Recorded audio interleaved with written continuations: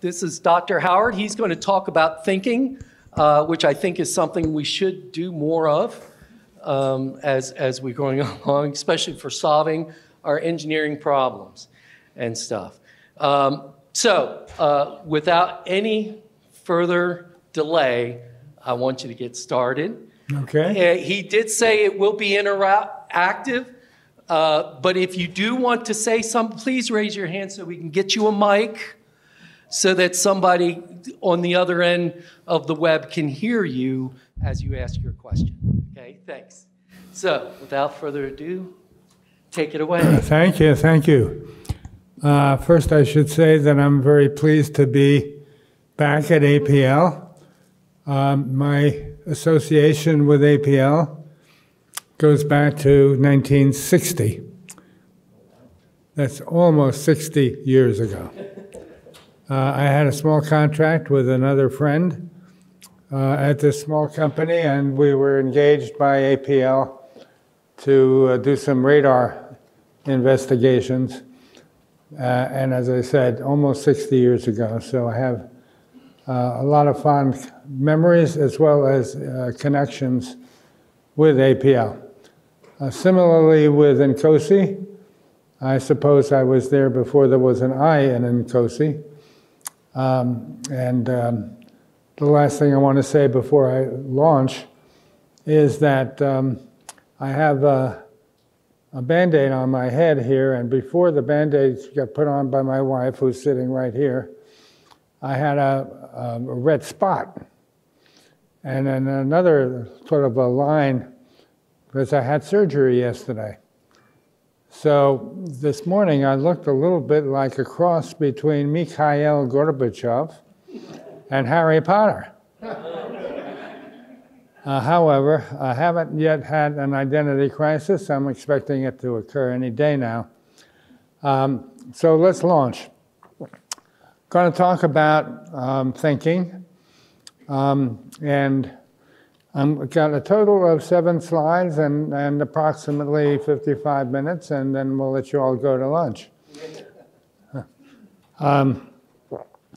Now, Chandra was supposed to be here, and I guess he's showing up a little late, but he has something to say, and don't leave before. Hopefully he'll come and talk to you a little bit.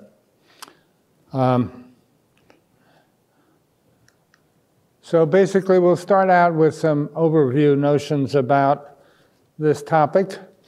I guess the broad overview is that if we all, including me, would improve how we think about problem solving, that would move us along a lot faster and also help us to deal with some issues in systems engineering that have troubled us. And I'm going to ask you a little bit later about a particular issue and see if we share our views or have different views about it. But basically, we're talking about improving our ability to solve problems as systems engineers. And here are 4 ways, if you will, about how to think about systems engineering. One way is to basically recognize that systems engineering is in its most complete form would consist of about 30 things. I'm not going to enumerate them, but you've seen them in standards and so on. And normally there's just too many things to deal with, so we sort of tailor that list and pick out the most important parts of it. One of the most important parts, which I'm going to talk more about, is the architecting of systems, and hopefully we'll have some interactive discussion about that. Another way to approach it would be to look at Incose and the 4th edition handbook that's come out just recently. And that's got its slant on it, and I think it's very well done. So if you want to get a handle on what's going on, that's pretty much up to date. It's a very, very good new source book, if you will. There's a body of knowledge that has been put together. It's quite a voluminous document. I don't recall whether it's Incose sponsored, but it's certainly I think it is it not? And CERC, the Systems Engineering Research Center at Stevens, I think they got involved with it quite seriously. So that's another way to look at systems engineering from another angle, if you will. And then, of course, there's model-based systems engineering, which is pretty important topic. I think its origins go back to Wymore at the University of Arizona. So these are all sort of different slants on systems engineering. There are good reasons for it, which I won't go into, but we tend to be a fairly creative group of folks in this field, and people are just dreaming up new ways of looking at things, and that's a good thing. Now the next slide, basically, I've given a talk about this. It's in a different book of mine. That book is called Managing Complex Systems, and it has to do with thinking outside the box, to use that particular vernacular. So I'm not going to dwell very hard on this, but I'll very quickly go over some of these ideas. There were about 9 different ways or 9 aspects of thinking outside the box that I had identified in this book. Actually, there's a copy of the book in my briefcase, and if you want, we can pass it around. You can take a look at it. It spends a separate chapter on each one of these, and the first one being to broaden and generalize. And I'll try to give a very simple and quick example. That's not it. That's not the one. But pass that around if you would, June. And the other hardcover. Here's an example of broadening and generalizing. Some years ago, the Association of American Railroads had a strategic planning session. They got together and they asked themselves, as one does in strategic planning, what business are we in? Well, they decided they were in the railroading business, which is certainly true. But what did they not decide? They did not decide they were in the transportation business. Now, the consequence of that, one can imagine, and I think is true, is that none of the people who led the railroads at that time got into air transportation, got into aviation. They did not become leaders in that field, and they probably could have. But they said, we're in the railroading business, and it's just simply bypassed their thinking that they could have been in the broader field, of course, transportation. So that's a good example as to sometimes you look at what you're doing, you say, well, is there a broader context for that kind of thing? Crossover applies to a case where some, let's say, company has indeed built a system for some customer, let's say it's the Navy, and they look at this system and they basically say, well, this is a pretty good system. It's a plain vanilla personnel tracking system, if you will. Where else can we use this? Well, we can go across the street to the Air Force, or across that street to the Marine, or indeed across yet another street to GE or GDIT, and say, is this applicable, something I can sell, if you will, or use in the context of other customers. So you're using one system to satisfy more than one need, and move ahead with that. The third item on the slide is questioning conventional wisdom, and I hope that everybody in this room from time to time basically looks at what's going on in our field and says, well, it's interesting, but I don't actually buy into it. I think there's a better approach. So one example of that, and this is one of the more serious parts of this talk tonight, is the integration of systems. And by that I mean that I've seen directives in various government agencies, in various communities. In fact, specifically in the Intel community, where the head of an agency has put out a directive, and he says, our goal, and we're going to take it very seriously, is to integrate all stovepipes. We are going to integrate all stovepipes, and I'm going to set forth the money and the budget and the time, the whole bit, to do that. And my experience is that's just wrong-headed. So if you're not going to integrate all stovepipes, why are you not going to? Well, the answer for me is, and I've been part of systems, various system developments and people trying to do this, they don't integrate.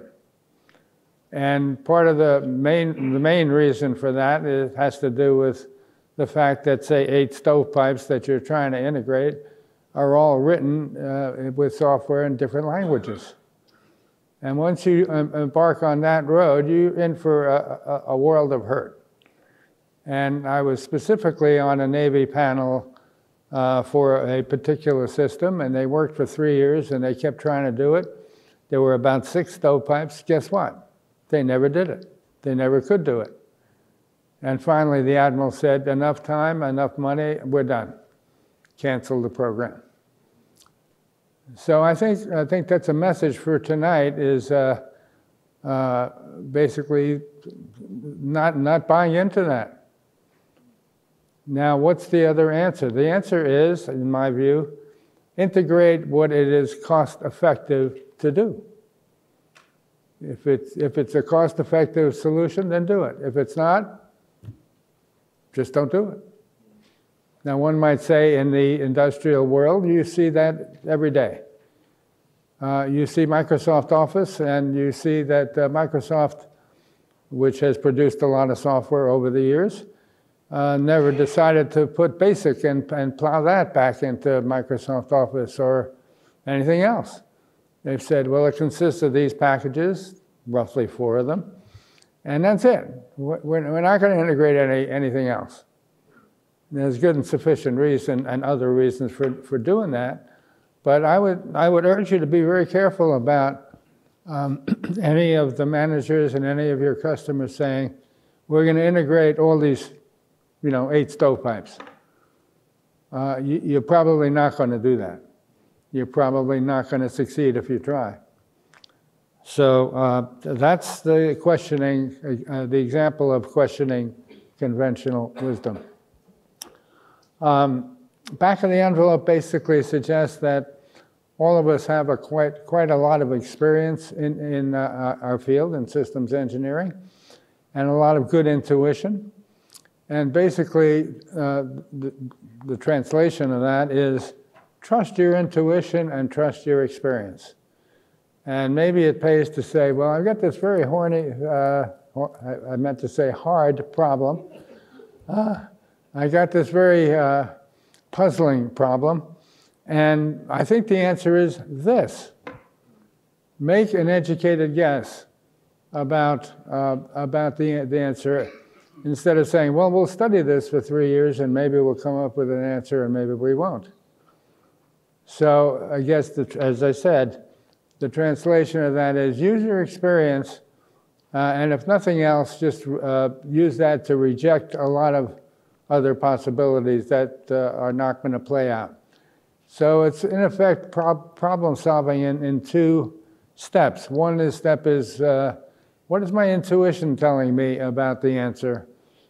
And then when you come to some conclusion, you say, well, I don't completely trust that, so I'm going to do the second part and take a good hard look at it.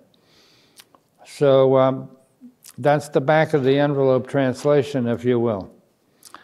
Expanding the dimensions, the example there is quite simple. There was a time when we had a thing called VisiCalc, which I guess was the first spreadsheet, and moved on to Lotus, etc. And somebody at Boeing, somebody's here from Boeing, I think produced a thing called a 3D spreadsheet, going from 2D to 3D.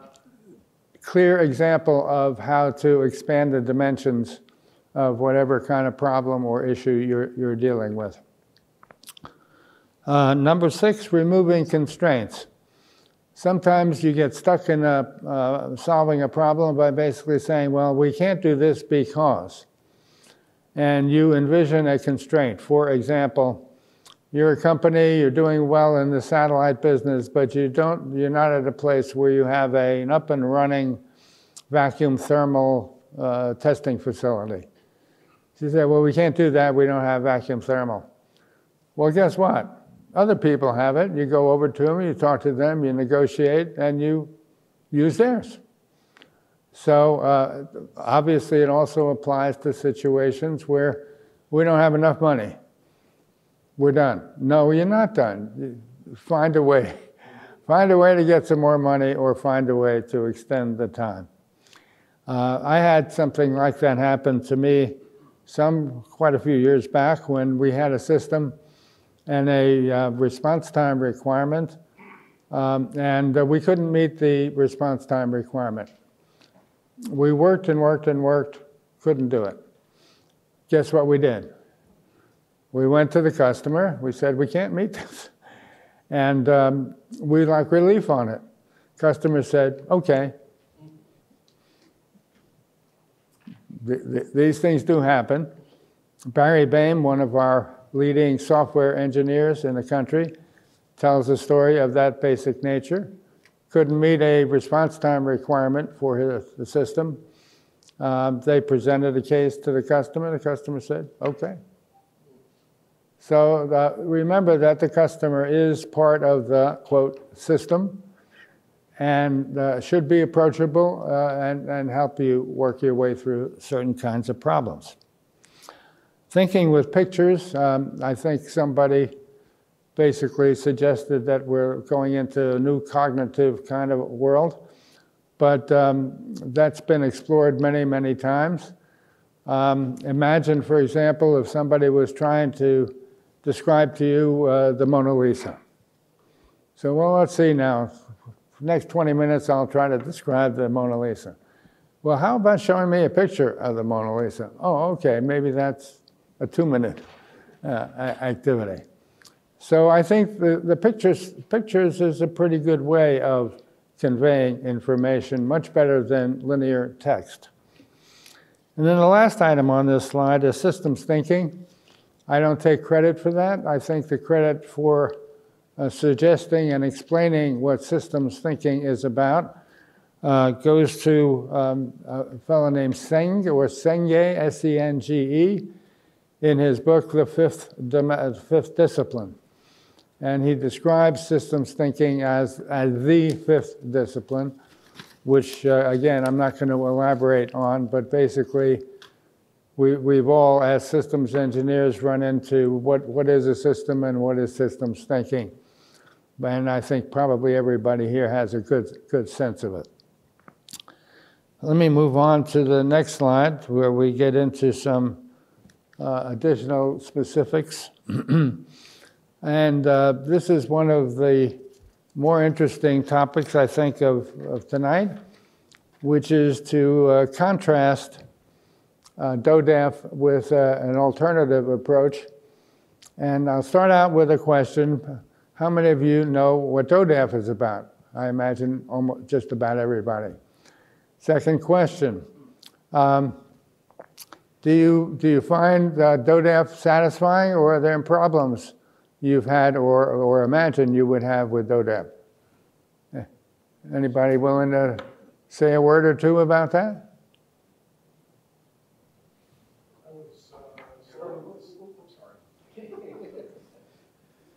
Well, I started with the C4ISR.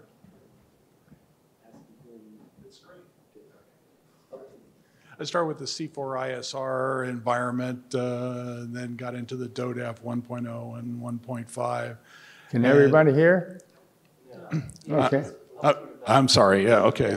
So I was architect with IBM and then with Boeing.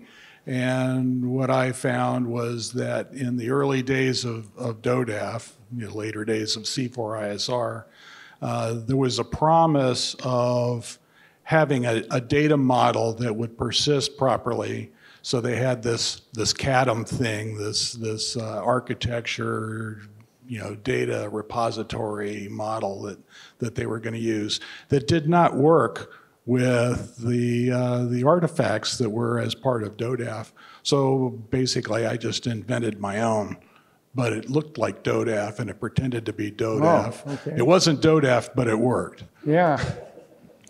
Okay, thank you for that. Another comment or? Okay, well, here's my take on the situation with DODAF.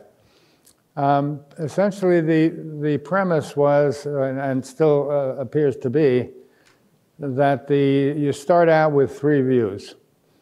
And going from these three views, you somehow construct an architecture. Now, the first, I started, I guess, to first question that by saying that, well, maybe these are the wrong views. That you can take three views of something or other and imagine that you will come up with the right answer. My perspective on that is, I don't think so. For example, suppose I wanted to find out the architecture of the human body. And I took three views. I went to my architect friend and I said, what three views would you suggest? And the architect would say, well, a top view, a side view, and a front view. Those are the three views of just about everything. Well, does that give you the architecture of the human body? I don't think so. So you begin to question, well, those are three views but that has to be justified. So we're not sure we have the right three views. We're not even sure we have the right approach. However, the DoD, being as smart and full of dollars as they are, they've said, well, here's the premise, these three views. Let's start from there and see where we go. And over the years, they built up on those three views, and they keep going. And so it's sort of like demonstrating a process whereby they're failing to do what will come up on another slide, known as lateral thinking. Okay, they're failing to do lateral thinking, and from my point of view, it's kind of like, well, I'm going to dig a ditch right over here, and I'm going to dig a hole, instead of considering that there may be other possibilities and other places to dig that hole. So instead of considering any type of lateral thinking, I'm going to dig in this hole, and I'm going to dig deeper and deeper. Now, we pretty well know that if you are digging in the wrong place, you can dig a long time in a very big hole, and nothing very good is going to come of it. So that demonstrates some opinions, if you will, about DODAF, and it also demonstrates some opinions about thinking, namely, in this case, lateral thinking, which is, again, not my invention, but an invention, if you will, or a construction by a fellow named De Bono, an English psychiatrist. It needs a psychiatrist to work our way through this kind of problem. So the essence of that is that one of the messages I want to convey this evening is consider lateral thinking, consider what it means, consider how important it might turn out as you move on down the road. And again, to summarize is simply to say, if you're working on a particular problem and you're digging deeper and deeper and not making what you consider to be any real progress, then consider maybe there's another approach. I'll go over here and begin to explore that. And sometimes they're just completely separated from one another. They're completely different. And that's the way life appears to be. The examples, well, it's another slide, and I'll get to it in a minute. But I do define an alternative approach to DODAF, and it's quite different. It's completely different. And one might take the view of, well, maybe a hybrid approach to this is called for. If you're working on a contract and the customer consists upon DODAF, and you do that, you might also suggest that, well, I have this other approach in mind.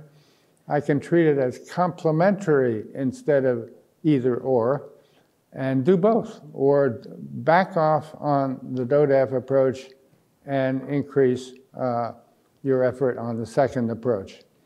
The second approach to me is a better answer than DODAF, and the bottom line for me is that I will soon have another book out on the second approach, but that's for next year for us to talk about. Okay, let's move on. And if you want to ask a question, I'm happy to accept that. This is the lateral thinking slide. What we're talking about, again, is sideways thinking. Sideways thinking instead of drilling down deeper and deeper. And you can see how that would or could apply to a problem you're working on, where you just stop for a minute and say, well, wait a minute, this is not working. Let's have everybody sort of chew on this and maybe come up with a different approach. So here's an example. It's perhaps not a complete example, but it is one. Cancer treatments. One could construe cancer treatments as, say, these four that are listed: radiation, or chemotherapy, or surgery, or immunotherapy. Now, I think what you find by and large is that if you're a radiation person, and I did have experience with this, if you're a radiation person, guess what? You're not going to go into chemotherapy, and you're not going to go into surgery. You're going to go into radiation. And you will go deeper and deeper into radiation, and you will perfect that. But you will not consider, by and large, any of the other three. So it's kind of like you're constructing stovepipes. There they are. It's perfectly acceptable to choose one or the other, or have a doctor that says, this is what I do, and I do it about as well as it can be done. And that's okay. But if it doesn't work, then you want to be open to, well, there's another way to approach this. I can't do it, but I can hand it off to somebody who does, and they specialize in that kind of treatment.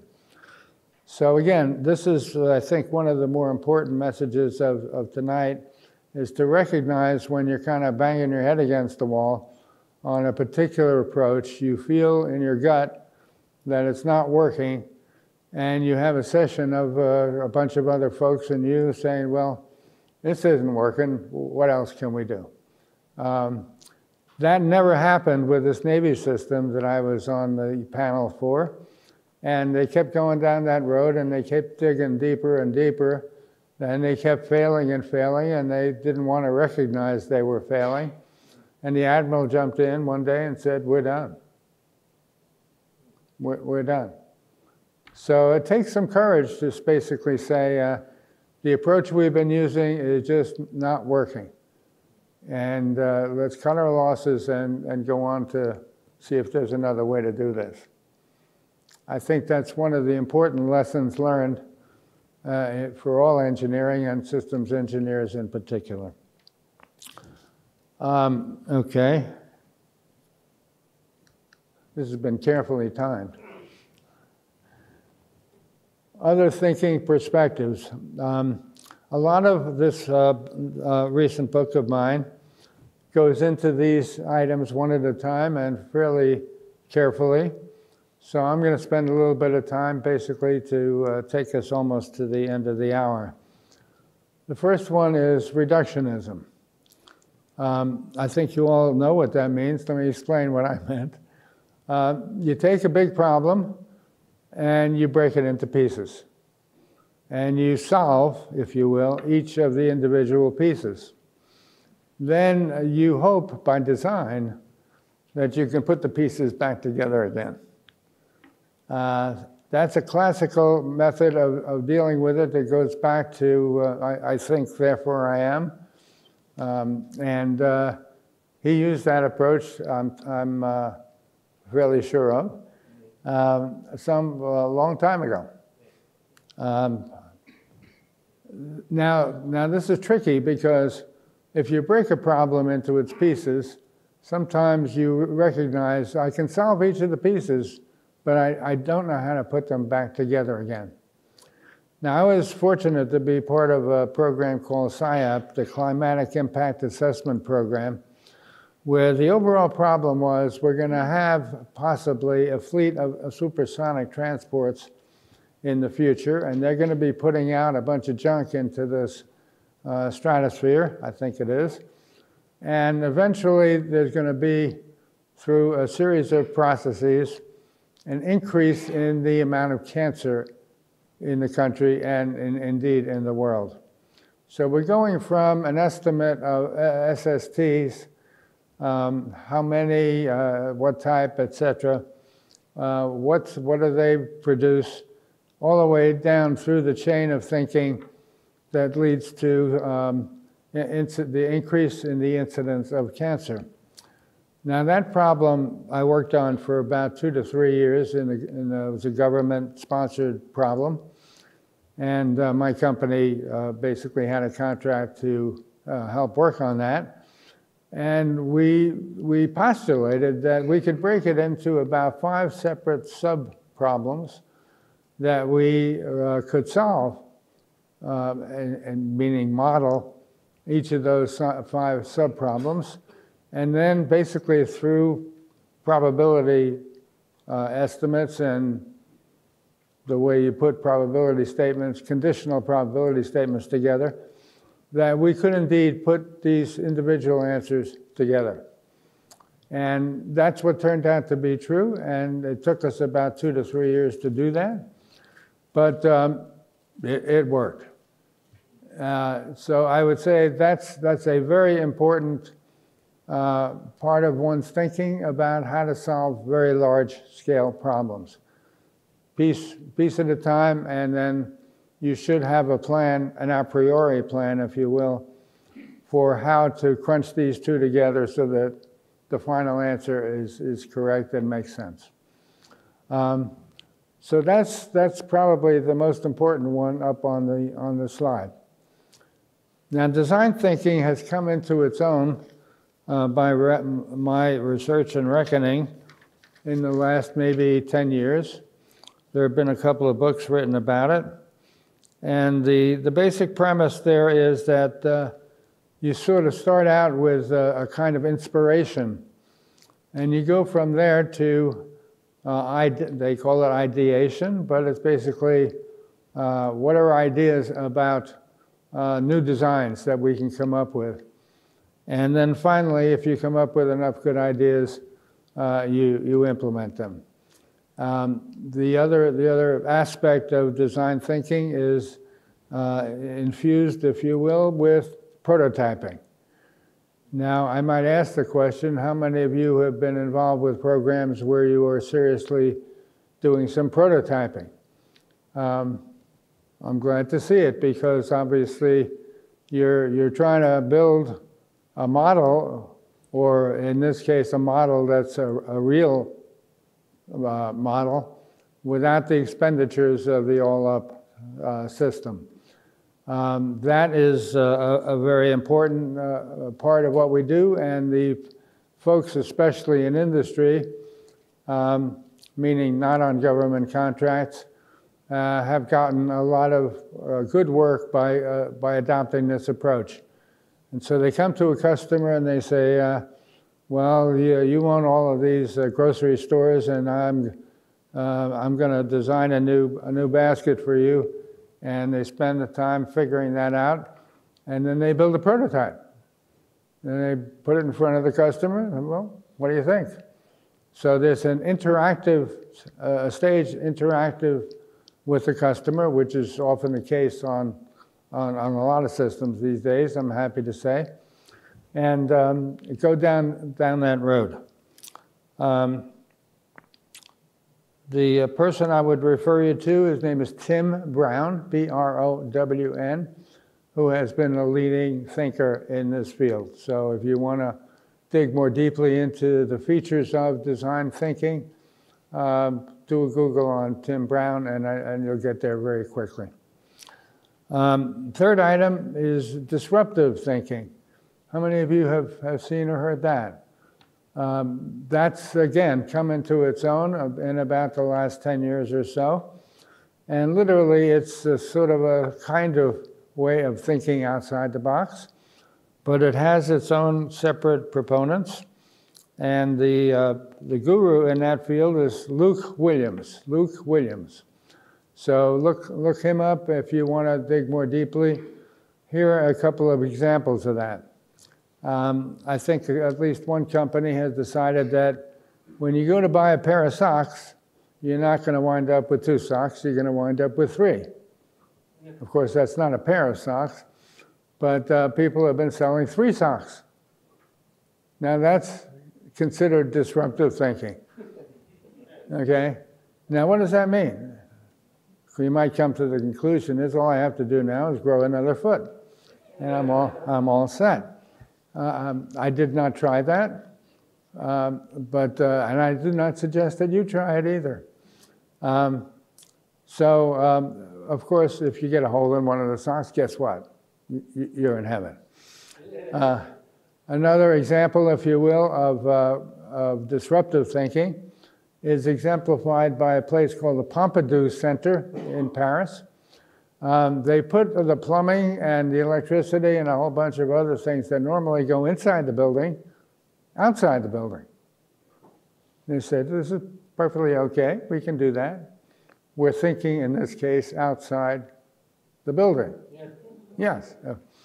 The people in the building business have discovered this quite a while ago. You may have noticed that there are elevators now, instead of inside the core of a building, if you can't get to, you don't have enough room there, where do you put the elevator? On the outside of the building. So now you're in these domains where you're basically introducing disruptive thinking and the disruptive action. And this has become an interesting field and a quite important field which in some ways follows some of the ideas put forth with disruptive technology. Okay, so perhaps one might say that the zip car was also an example of disruptive thinking.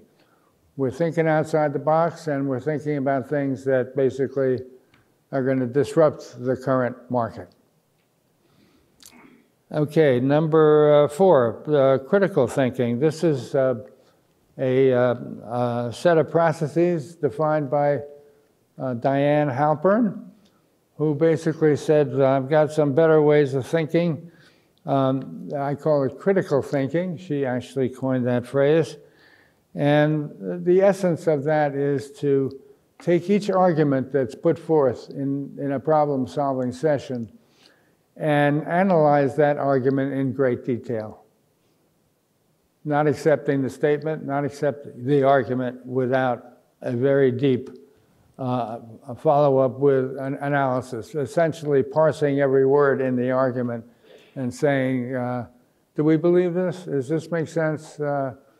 And that sharpens up the arguments and basically doesn't allow people to get away with fuzzy thinking about it. Number 5 is Russakoff, who's an old operations research person, basically had his 5-step process of how to think about problems. The interesting feature about Akoff's approach is that he relied a lot on fables. He relied a lot on messages that were conveyed by fables. And his idea was that if you can tell people interesting stories about the problem and then sort of ask the question, what is this, how does this apply to the problem, you'll make progress a whole lot faster and a lot more interesting. So that's Russakoff. And then we reach a couple of items that are related to one another. One is called groupthink.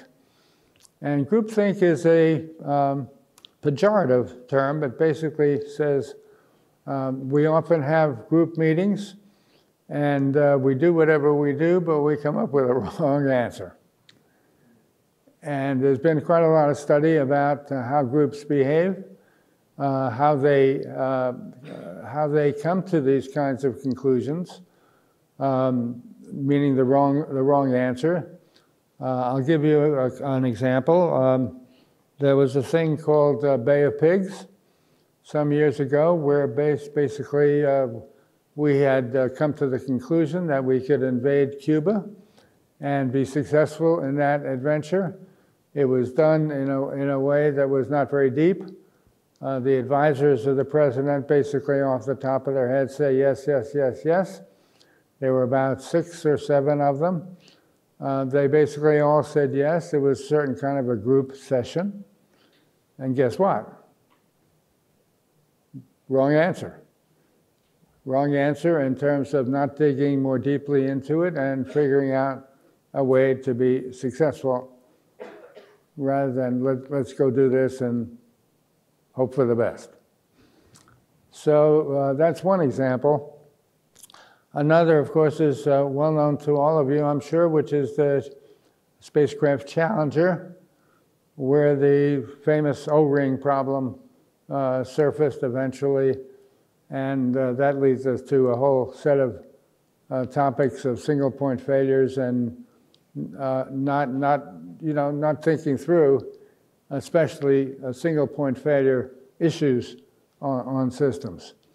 So that gets us off on a little bit of a tangent, but I would urge you all, if you're working on a system, a critical system, and especially a manned system, which has a fairly large and identifiable set of single-point failures, basically stop for a minute, take each one of them, and ask yourself, how do we ensure that this is going to work, and include in that argument some type of redundancy if you possibly can. Now, I know if you put redundancy on all single-point failures, you're probably not going to be able to meet space and weight constraints, but be very, very careful about single-point failures on the systems that you're working on right now, because it's almost a certainty that they will eventually come and bite you.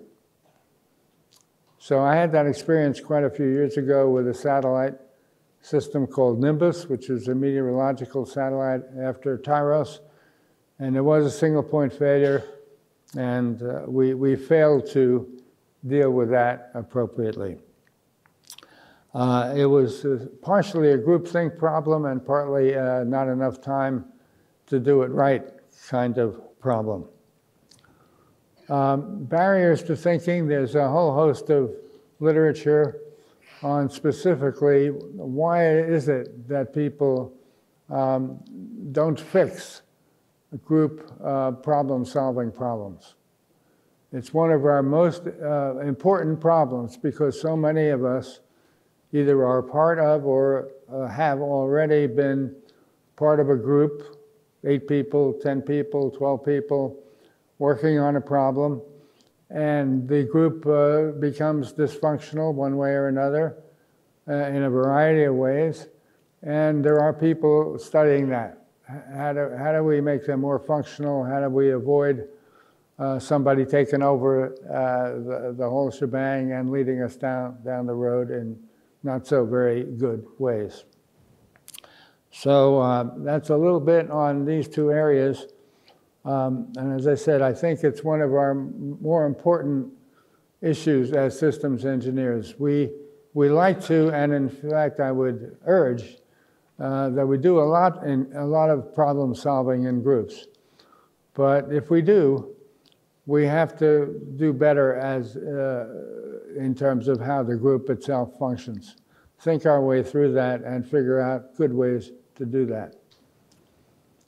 And then finally, at least on this slide, a fellow named Kahneman, who had worked with a gentleman named Tversky for some number of years, came up with a book recently. Many of you have probably seen it.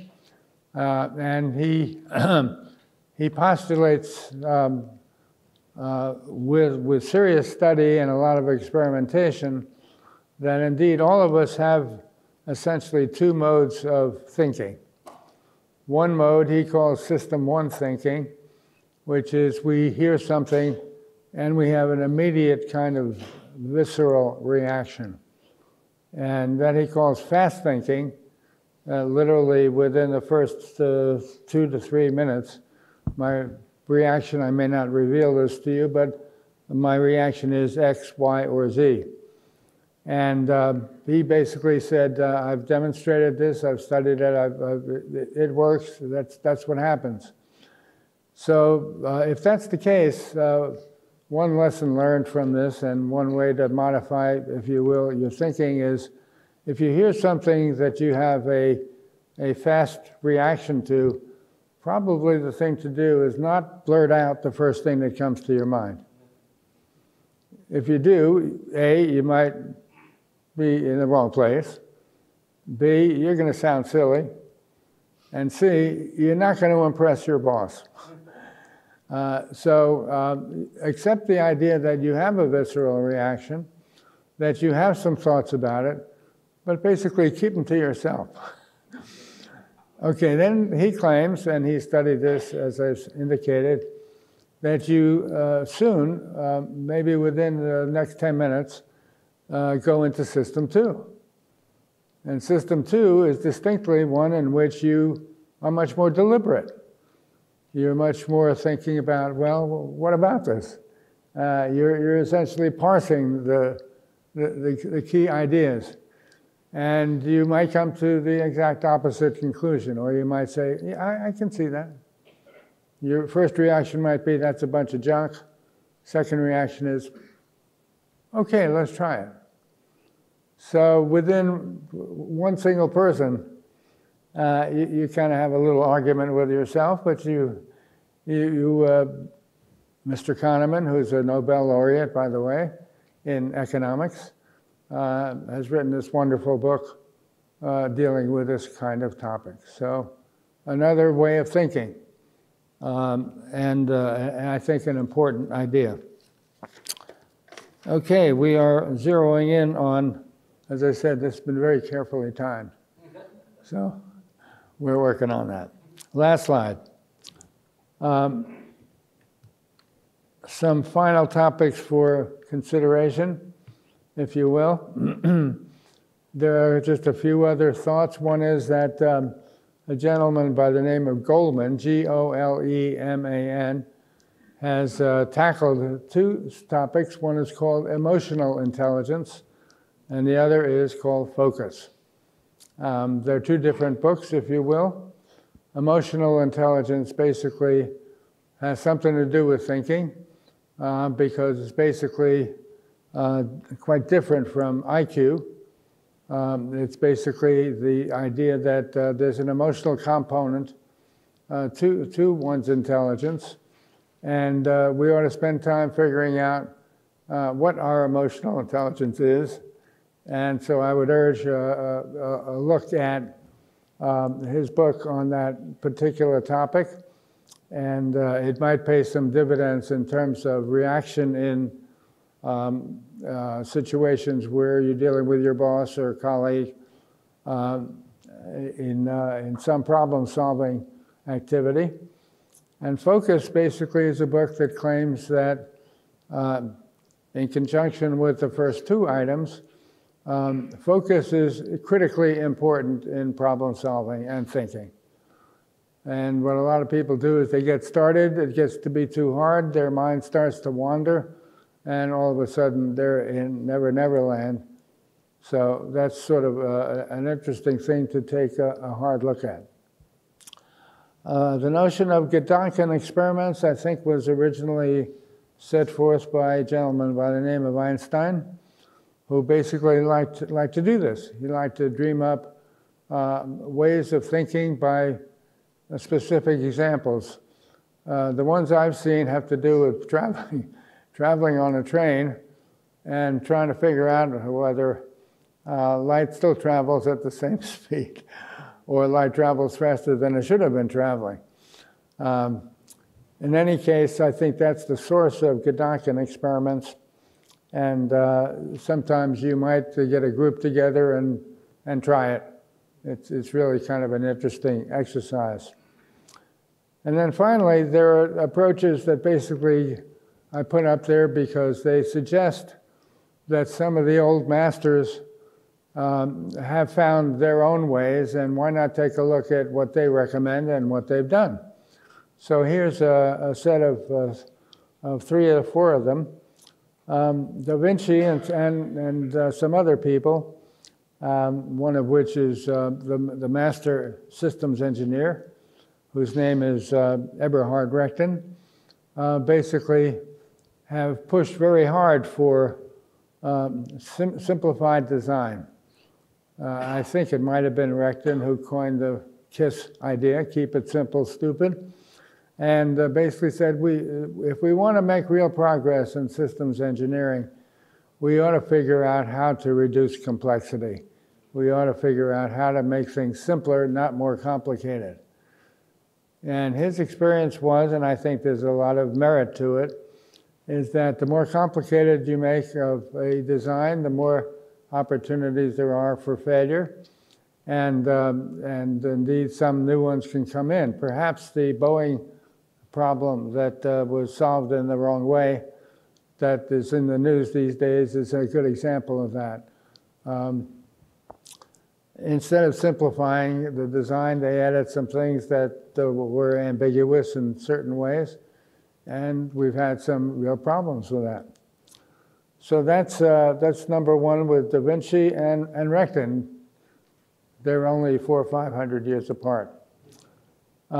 Einstein's approach from the literature basically says that he was very strong with visualization, very strong.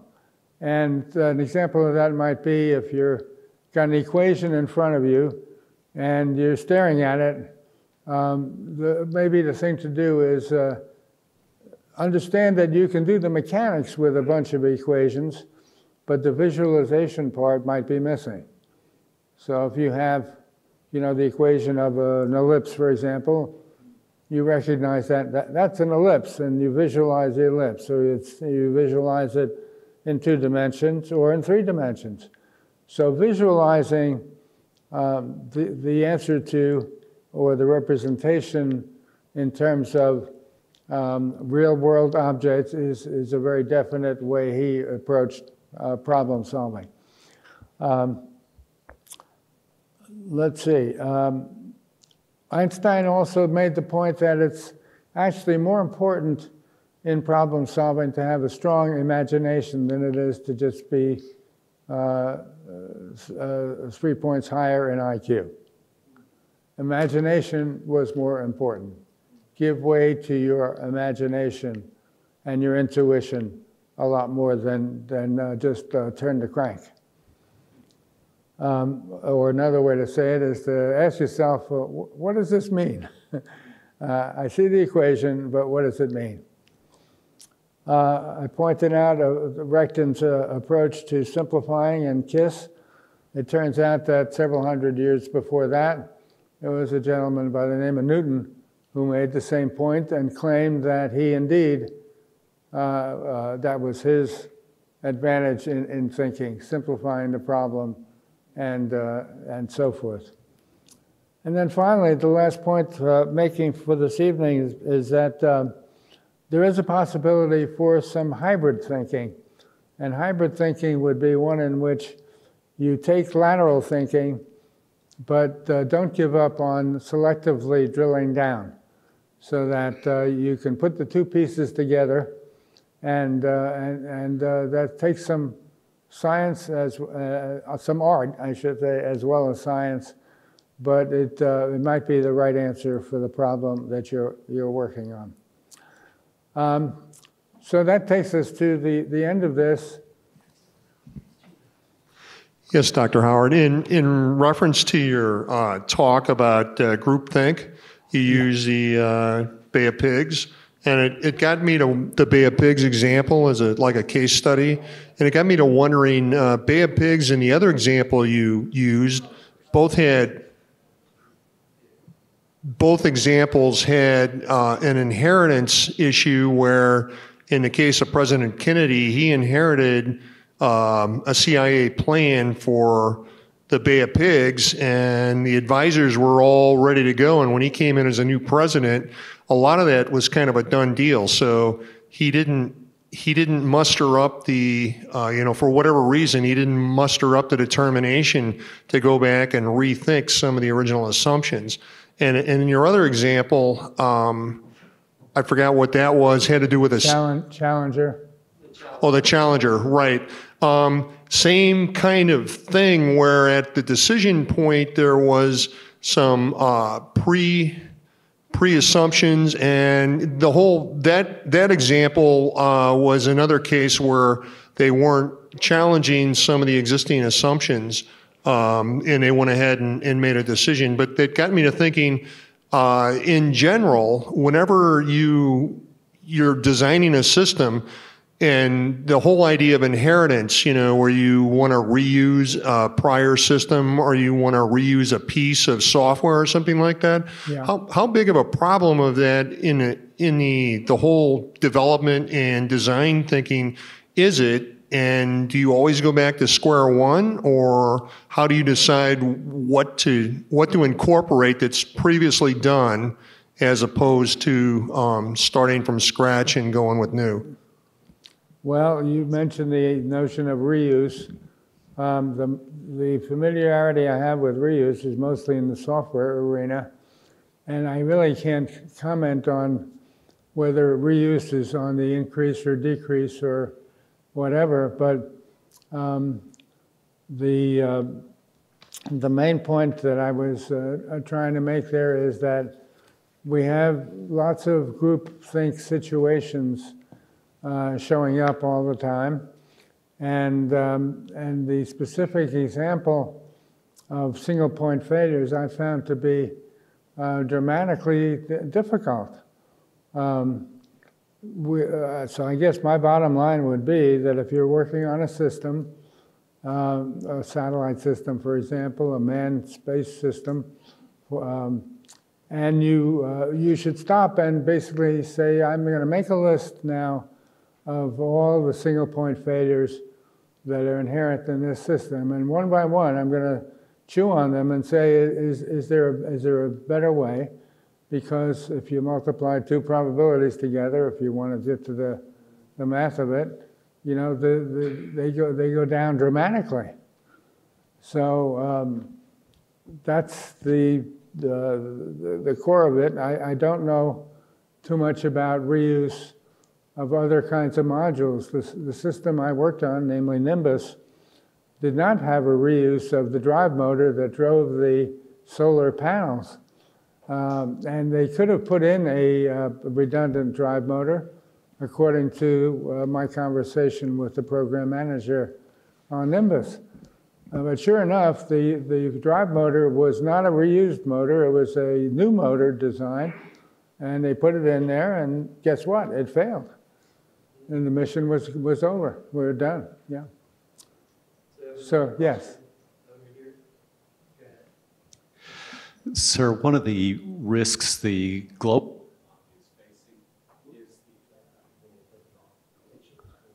Single point failure there?